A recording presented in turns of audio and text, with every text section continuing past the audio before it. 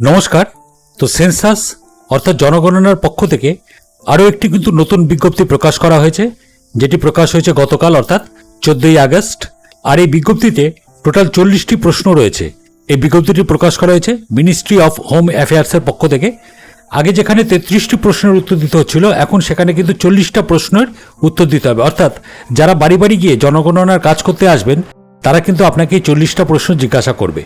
আর আপনারা প্রত্যেকেই জানেন বর্তমানে অনলাইনে যে জনগণনা কাজ চলছে, যেটি পশ্চিমবঙ্গের ক্ষেত্রে আজকে শেষ হয়ে যাবে, সেটাতে কিন্তু বিভিন্ন সার্ভার প্রবলেম আসছে বা ওটিপির প্রবলেম আসছে, কিছু কিছু ক্ষেত্রে জেলা সিলেক্ট হচ্ছে না, এরকম বিভিন্ন প্রবলেমের সম্মুখীন সকলকেই হতে হচ্ছে। সেই জন্য অফলাইনে যারা সেন্সাস বা জনগণনা করার জন্য আপনার বাড়িতে আসবেন, তারা কিন্তু এই 40টি প্রশ্ন আপনাকে জিজ্ঞাসা করবে। আগে ছিল 33টা, এখন সেটা বেড়ে হয়েছে কিন্তু 40টি। তাই জন্য একটি অনুরোধ, ভিডিওটি কিন্তু অবশ্যই স্কিপ না করে পুরো দেখবার চেষ্টা করবেন। এখানে বিজ্ঞপ্তিটি ইংলিশে দেওয়া রয়েছে। আমি কি কি প্রশ্ন এখানে করা হতে পারে তার 40টি প্রশ্ন, সেই 40টি প্রশ্ন আমি সম্পূর্ণ আপনাদের এখানে বাংলায় অনুবাদ করে দেখিয়ে দিচ্ছি। তাই জন্য একটি অনুরোধ, অবশ্যই ভিডিওটি শুরু থেকে শেষ অবধি দেখবেন। তো প্রথমত এখানে যেটি করা হবে সেটি হলো, প্রথম প্রশ্ন সেটি হলো ব্যক্তির নাম, অর্থাৎ ব্যক্তির সম্পূর্ণ আইনগত নাম, অর্থাৎ যিনি সেন্সাস করতে আসবেন এবং তখন যিনি সেন্সাসের জন্য তাকে যিনি সহযোগিতা করবেন, সেই পরিবারে যিনি সহযোগিতা করবেন, সেই ব্যক্তির নাম এখানে বলতে হবে।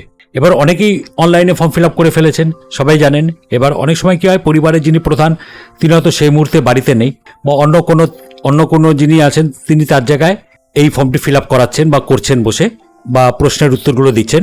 সেখানে দ্বিতীয় প্রশ্ন যেটা বলা হয়েছে, পরিবার প্রধানের সঙ্গে সম্পর্ক, অর্থাৎ পরিবার প্রধানের সঙ্গে পারিবারিক বা বসবাসের সম্পর্ক, যিনি সেন্সাসে এই যে ব্যক্তির নাম দেওয়া হচ্ছে তার সঙ্গে পরিবার প্রধানের কি সম্পর্ক সেটা বলতে হবে।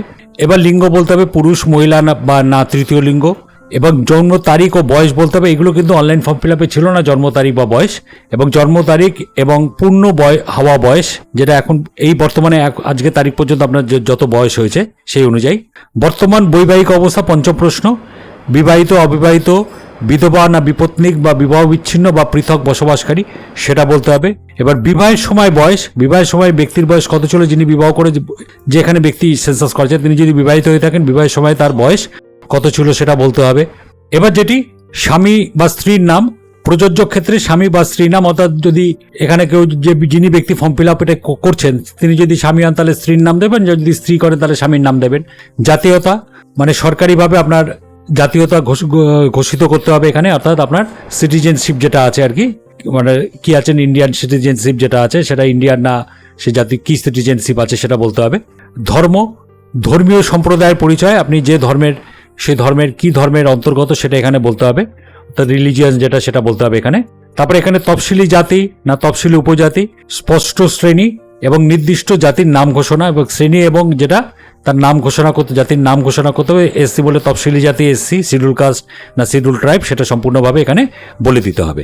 এরপরে যেটি আসছে পিতার বিবরণ, পিতার প্রাথমিক পরিচয় সংক্রান্ত তথ্য, যিনি এখানে স্বগণনায় অংশগ্রহণ করছেন তার পিতার নাম, তার মাতার বিবরণ, মাতার পরিচয়, প্রতিবন্ধকতা শারীরিক বা মানসিক কোনো প্রতিবন্ধকতা যদি থাকে তার বিবরণ, মাতৃভাষা ও অন্যান্য ভাষা, বাড়িতে প্রধান যে ভাষা ব্যবহৃত হয় এবং তার সঙ্গে যদি অন্য কোনো ভাষা ব্যবহৃত হয়ে থাকে, বাড়িতে অনেকেই থাকতে পারেন, হয়তো অন্য কোনো ভাষার কাউকে আপনি বিবাহ করেছেন বা তিনি আপনার সঙ্গে থাকেন, সে অন্য কোনো ভাষা যদি ব্যবহৃত হয় সেটাও এখানে উল্লেখ করতে হবে।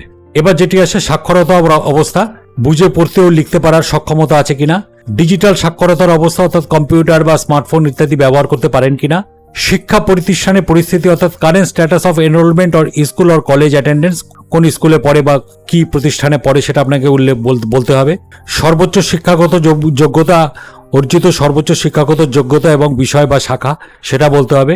কর্মসংস্থানের অবস্থা, গত বছরে ব্যক্তি কোন সময়ে কাজ করছেন কিনা, কত বছর অবধি আর কি, এটা যেহেতু এই সালে করা হচ্ছে এখন, গত বছর অবধি তিনি কোনো কর্ম করছেন কিনা সেটা বলতে হবে। হয়তো এখন এই বছর রিটায়ার্ড হয়েছেন, আগের বছর অবধি তিনি চাকরি করতেন, সেরকম ক্ষেত্রে সেটা এখানে উল্লেখ করতে হবে। এবার 20 নম্বরে যেটা আছে সেটা হলো অর্থনৈতিক কর্মকাণ্ডের শ্রেণী, প্রধান কর্মী না প্রান্তিক কর্মী না অকর্মী, কোন শ্রেণীর এই অবস্থা সেটা বলতে হবে। পেশা, চাকরি করেন না ব্যবসা করেন না পেশাগত কি কাজের ধরন সেটা। শিল্প, ব্যবসা না পরিষেবার ধরন, কর্মসংস্থান না বাণিজ্যিক কর্মকাণ্ডের ক্ষেত্রে। কর্মী শ্রেণী, নিয়োগকর্তা, কর্মচারী, একক কর্মী না অবৈতনিক পারিবারিক কর্মী। অর্থনৈতিক নয় এমন কর্মকাণ্ড, কর্মরত নন এবং ব্যক্তিদের বিবরণ, শিক্ষার্থী, নির্ভরশীল, পেনশনভোগী যদি কেউ থাকেন। কাজের সন্ধানে বা কাজের জন্য উপলব্ধ প্রান্তিক অকর্মীদের কাজের সন্ধান বা কাজের উপলব্ধতার অবস্থা, কর্মস্থলে যাতায়াত কিভাবে করেন, যাতায়াতের মাধ্যম এবং কতক্ষণ সময় লাগে সেটা, জন্মস্থান কোথায় আপনার সেটা বলতে হবে, গ্রাম, শহর বা দেশ সেটা বলতে হবে। এবার 28 নম্বরে যেটা আছে, সর্বশেষ বাসস্থানের অবস্থা, বর্তমানে বসবাসের আগে ব্যক্তি যেখানে বসবাস করতেন সেই স্থানটা বলতে হবে। হয়তো অনেকে ভাড়া থাকতেন আগে, এখন এখানে থাকেন, এখন আগে অন্য জায়গায় থাকতেন, সেক্ষেত্রে এগুলো বলে দিতে হবে। অভিবাসনের কারণ, চাকরি, বিবাহ বা শিক্ষা বা অন্য কোনো কারণে স্থানান্তর হয়েছেন কিনা সেটা বলতে হবে। অভিবাসনের পর বসবাসের সময়কাল, যখন স্থানান্তরের পর বর্তমান শহর বা গ্রামে কতদিন ধরে রয়েছেন সেটা বলতে হবে। স্থায়ী আবাসিক ঠিকানা, স্থায়ী বাড়ির ঠিকানা সংক্রান্ত বিবরণ। জীবিত সন্তান, এটা হলো শুধুমাত্র মহিলাদের জন্য, বর্তমানে জীবিত মোট সন্তানের সংখ্যা, অর্থাৎ যে মহিলা কখনো বিবাহিত হয়েছেন তাদের জন্য। এবার জীবিত জন্ম নেওয়া মোট সন্তান, এটাও শুধুমাত্র মহিলাদের জন্য, শুধু জীবদ্দশায় মোট জীবিত সন্তানের জন্ম সংখ্যা সেটা বলতে হবে। গত বছরে জীবিত জন্ম নেওয়া সংখ্যা, যদি গত বছরে কেউ জন্ম নিয়ে থাকে, আগের 12 মাস জীবিত জন্ম নেওয়া সন্তানের সংখ্যা। এবার এখানে আপনাদের আরও কিছু বলতে হবে, যেটা কোভিড-19 আমরা আগেও জানি।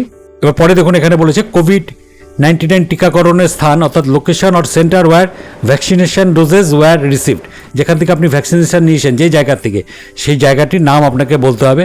2 জায়গার থেকে যদি নিয়ে থাকেন আপনি 2টো বলতে পারেন, যেহেতু 3টে কোভিড হয়েছিল, ভ্যাকসিন নেওয়া হয়েছিল।